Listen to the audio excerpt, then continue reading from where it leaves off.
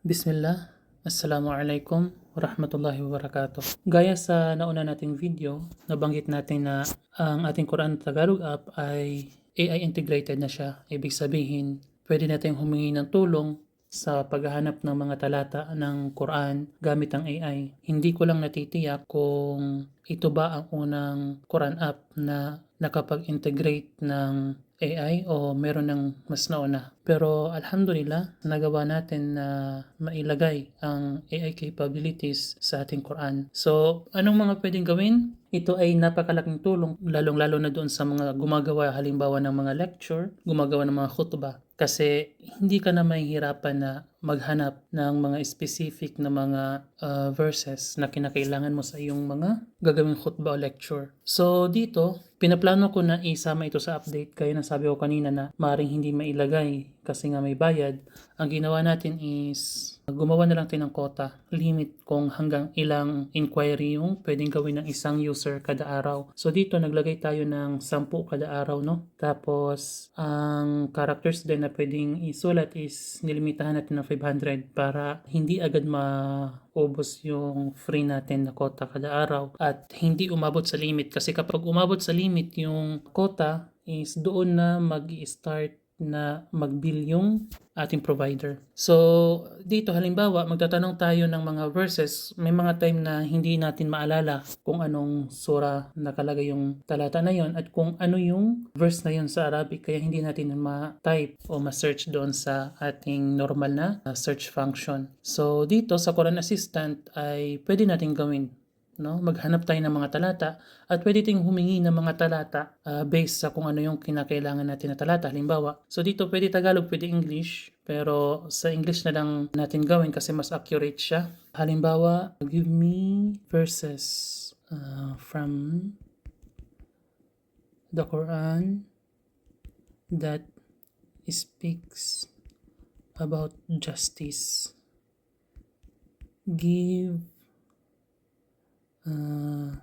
at least 5 verses.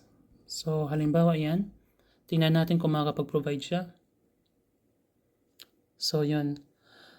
So, may binigay siyang mga talata sa Surah 4, verse 58, then Surah 5, verse 8, Surah 16, verse 90, Surah 57, verse 25, at Surah 70, verse 29. Kapag clinic natin ang bawat talata na yan, is ididiretso niya tayo sa ating Quran app. So, dito, dinala niya tayo sa Surah 4, verse 58. So, sinabi dito, katotohanan, ang Allah ay nag-utos sa inyo na isauli ang mga ipinagkatiwala sa mga kinauukulan o nagmamay-ari nito.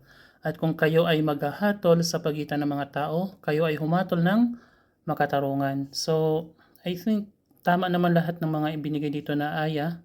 Tingnan natin.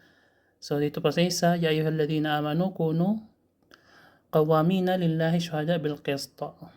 So, sa pagiging tapat din, sa pagiging makatarungan, o kayo mga naniniwala, maging matatag kayo para sa Allah bilang mga saksi sa katarungan, at huwag ninyong hahayaang ang suklam ng isang mananampalataya ay pumigil sa inyo mula sa pagiging makatarungan. Ibig sabihin nito, kapag may isang tao na nakagawa sa iyo ng masama, is hindi ka na magiging makatarungan o babaguhin mo yung sarili mo dahil lang sa naapi ka. So, sa Islam, hindi ganun. Kinakailangan wag mong hayaan na maapektuhan ka ng pagiging masama ng iba, na magiging ganun ka na rin sa kanila dahil sa naapi ka. Ang aral ng Islam, kinakailangan na maging matatag ka sa pagiging makatwiran at makatarungan. Kung ano-ano pang mga pwede nating i-inquire dito sa ating app, kung ano mga kinakailangan mo para sa ginagawa mong khutbah o mga hindi mo maalala, hanggat alam mo yung context is pwede mong hanapin sa pamamagitan ng ating AI.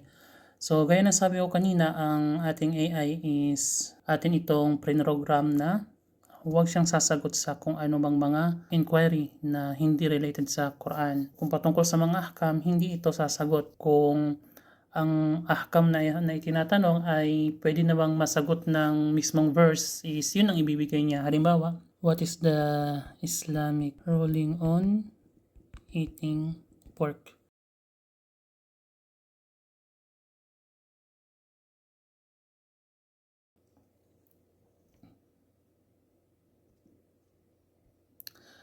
See, I kindly decline to answer as it is not directly related to surahs and verses. However, you can refer to Surah 2, 173 for guidance on this topic. Click to 173 for the verse. So, tingnan natin kung anong surah ito.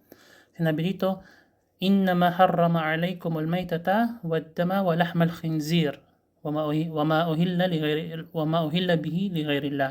So, ibig sabihin, katotohanan ang kanyang ipinagbabawal lamang sa inyo ay ang kumain ng laman ng patay na hayop, yung mga double dead, at dugo at laman ng baboy. So, dito, although hindi siya nagbigay ng fatwa, which is, yun ang dapat, nag-refer siya ng surah at verse na pwede mo mabasa yung patungkol sa iyong katanungan. Yun, inshallah, mapakinabangan ito ng karamihan at inshallah is maisama natin ito sa next na update inshallah.